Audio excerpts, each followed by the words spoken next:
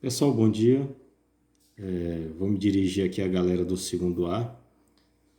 Nós vamos aqui voltar ao nosso conteúdo de literatura, mas antes é importante frisar que nós estamos aí enfrentando uma situação complicada, né? Que é a questão da pandemia coronavírus.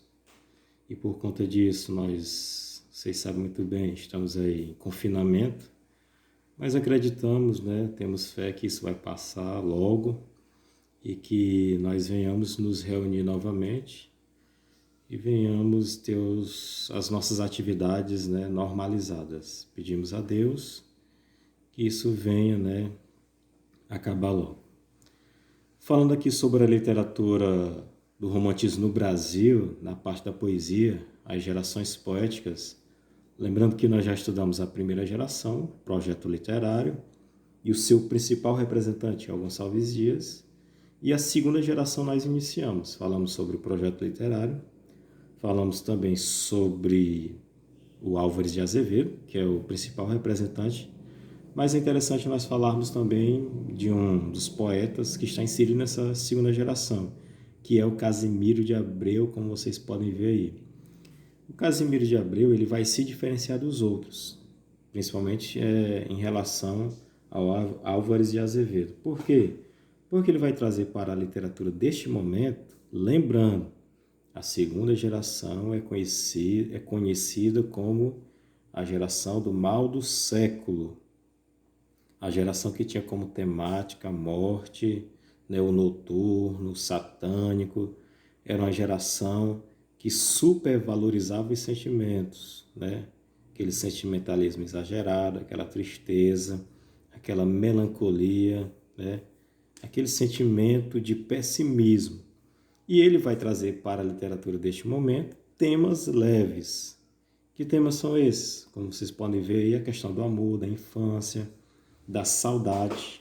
Essa palavrinha é muito importante, né, relacionada a ele, por quê? Porque ele é considerado o poeta da saudade. Que saudade é essa? A saudade relacionada à infância. Ele vai cantar nas suas poesias, nos seus poemas, a infância, né? Uma das temáticas principais dele. E as poesias do Casimiro de Abreu caíram no gosto popular. Por quê? Porque eram poesias que, além de trazer essas temáticas, eram poesias que traziam uma certa musicalidade e eram de fácil memorização. Não era complicado entender as poesias dele, outros poetas, né, nas suas escritas, em seus poemas, traziam uma dificuldade de entendimento, já ele não. Lendo um poema dele, facilmente nós conseguimos identificar o que ele está falando ali. E nós podemos ver nesse poema, que é um poema muito declamado, que é um poema que muitos conhecem, que é um poema que destacou ele, né? Que é o poema Meus 8 Anos. E nós vamos ler a primeira estrofe aí e ver, vocês podem até, ó, como eu destaquei algumas palavras aí, palavras que estão muito relacionadas à poesia dele, que é a saudade, a infância, o amor. Vejam aí, ó. Ó que saudades que tenho da aurora da minha vida, da infância querida, que os anos não trazem mais. Que amor, que sonhos, que flores, naquelas tardes fagueiras, à sombra das bananeiras, debaixo dos laranjais. Nesse poema, de modo específico, ele trata a infância como um momento de felicidade suprema, né? A melhor fase da vida dele e, por que não dizer, a nossa, né? Porque nós não temos as preocupações dessa fase, né, que hoje se tem, né, nesse momento complicado. Nós vemos muitas vezes as crianças vendo essa realidade de forma diferente, né? Elas não entendem. Então, por isso que ele trata da questão da infância como a melhor fase onde existe uma felicidade suprema. E essa questão de retomar a infância é visto por alguns críticos literários em relação ao Casimiro de Abreu como uma fuga. Por isso que ele está inserido nessa segunda geração. Então, sobre ele é importante nós sabermos isso, que ele trouxe para a poesia uma temática leve, ok? Sobre ele é importante nós sabermos isso. Agora nós colocamos outro poema aí, ainda relacionado à segunda geração, para que vocês possam identificar um poema. Então, quando eu ver em determinados poemas a questão da temática de sepulcros, esqueleto, morte, veja a temática desse poema, ou melhor dizendo, o título, Adeus ao Mundo. Então, quando eu conseguir encontrar em alguns poemas em que se exalta a morte, em que se vê a morte como solução do problema, lembre-se, você está inserido, esse poema está inserido na segunda geração, ok? Não importa o período, porque até hoje nós podemos ver músicas que tratam dessa questão da morte como solução. Então, possivelmente nós tivemos uma questão ou uma prova que, mesmo sendo poemas da atualidade ou músicas, está relacionada a essa segunda geração, ok? Nós vamos agora falar da terceira geração. A terceira geração ela vai se diferenciar principalmente das outras duas, por quê? Porque ela já vai ser uma fase ou uma geração de transição entre o quê? Entre o romantismo e o realismo, ok? Nessa terceira geração, nós temos aí algumas características. Ela é conhecida como geração condoreira. Nós vamos falar por que isso, né? Por que que eles colocam esse tema, ou esse nome, né? Essa nomenclatura, condoreira, né? Porque eles vão eleger o pássaro condor, né? Que é um pássaro que representa a liberdade. Logo, nós podemos ver que a terceira geração vai lutar por uma causa muito nobre, que é a questão da libertação dos escravos. Por quê? Quando surgiu a terceira geração, a sociedade daquela época estava muito dividida. Como vocês podem ver, os escravistas e os libertários. Os escravistas não queriam a libertação dos escravos. Já os libertários, entre eles vai estar um poeta aí, queriam a libertação, né? Então a sociedade estava dividida. E a terceira geração vem justamente lutar por essa libertação. Como eu falei, a geração condoreira, momento de transição entre o romantismo e o realismo, e a forma como serão construídas as poesias desse período vão ser utilizadas, né, a figura de linguagem conhecida como hipérbole, para exagerar, né, para enfatizar a ideia, eles vão exagerar. Vai ser conhecida como a geração que vai ter questões abolicionistas e republicanas. O projeto literário dessa terceira geração é utilizar a poesia. Mas para quê? Não vai ser mais para cantar a morte, como era na segunda geração, e nem a natureza, e nem o índio, como era feito na primeira geração. Na primeira geração, os poetas utilizavam a poesia para exaltar o índio, a natureza, a pátria. Na segunda geração, falar da morte como solução. Já na terceira geração, nós temos aí que os poetas vão utilizar a poesia, né, como uma das suas funções para denunciar as injustiças sociais, de modo mais preciso, a questão da abolição. A primeira geração via o país sem nenhum defeito.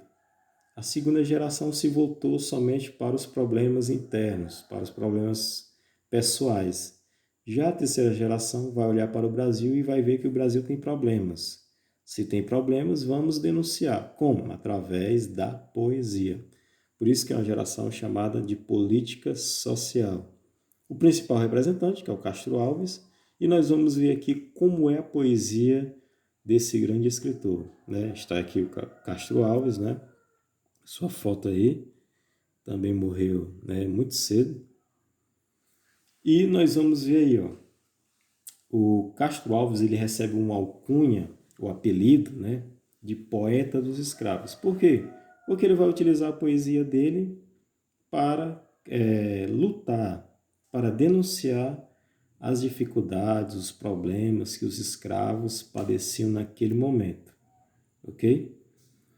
Ele, diferentemente também dos outros, já vai trazer, isso já é uma característica, podemos assim afirmar, realista, ele vai trazer nas suas poesias um pouco de sensualidade.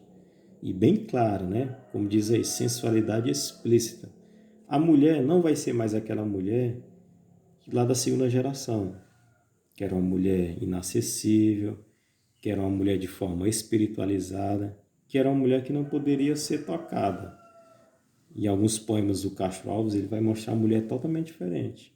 A mulher acessível, a mulher carnal, a mulher lasciva, a mulher real, né? Sedutora. Então ele vai trazer isso já anunciando características do realismo, ok? Então o que nós podemos ver e o que devemos aprender sobre o Castro Alves? Que ele tem uma poesia que luta, que denuncia os problemas sociais, no caso aí mais de modo mais preciso é a escravidão. Ele vai dizer que a escravidão foi uma chaga, uma mancha, né, na história do Brasil, e vai cantar isso, né?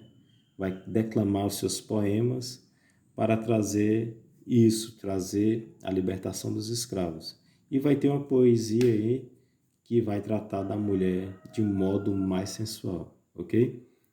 A poesia mais conhecida dele, poesia aí de abolicionista, é o Navio Negreiro. Nós temos aí esse canto, nós vamos ler essa estrofe aí, que diz assim: era um sonho dantesco, o tombadilho, que das luzernas a vermelho brilho, em sangue a se banhar, tinha de ferros, estalar de açoite, legiões de homens negros como a noite, horrendos a dançar, negras mulheres, suspendendo as tetas, magras crianças, cujas bocas pretas rega o sangue das mães. Outras moças, mais nuas e espantadas, no turbilhão de espectros arrastadas em ânsia e mágoas vãs. E ri-se a orquestra irônica estridente, e da ronda fantástica serpente faz doudas espirais. Se o velho arqueja, se no chão resvala, ouve-se gritos, o chicote estala, e voam mais e mais. Então nós vemos aí nesse poema, ele retrata a questão, né, do tráfico que ocorria naquela, que apesar de ter tido uma lei que abolia isso, mas acontecia normalmente. E ele se transporta para dentro do navio negreiro. E aí nós podemos ver como ele retrata o que acontecia lá, né? Veja aí no primeiro verso, era um sonho dantesco. Aqui ele remete àquela obra de Dante, né? Que fala sobre o inferno de Dante, a comédia divina, se eu não estiver enganado, depois vocês podem pesquisar. E ele retrata, ele faz essa ligação, né? Essa intertextualidade. Que lá nessa obra nós temos aí a retratação do inferno, e o que os escravos passavam dentro do navio também era o inferno. Que inferno era esse? Como nós podemos ver aí no poema, era o inferno em que eles apanhavam, né, os açoites aí, cheios de sangue, as mulheres nuas apanhavam. Então, durante esse trajeto, que onde eles eram capturados e trazidos para o Brasil, eles padeciam muito, muito mesmo. Muitos morriam nesse trajeto, ok? Então, nesse poema aí, que é bom que vocês reforcem depois, né, com o livro de vocês, esses conteúdos, mas o que nós podemos ver é justamente isso, essa questão do sofrimento que os escravos passavam. E nesse poema, o Castro Alves faz uma denúncia aí da escravidão que eles, né, os escravos padeciam, ou melhor dizendo, dos sofrimentos que os escravos padeciam nesse trajeto. Então ele faz uma denuncia aí, né, retratando a questão da escravidão, ok? Então, espero que vocês tenham entendido e logo mais eu vou passar as questões, beleza? Reforcem o conteúdo e qualquer dúvida nós estamos aqui para, né, ajudá-los, tirar as dúvidas, e nós estamos à disposição, tá ok? Repito, reforce os conteúdos que estão no livro e nos comunique.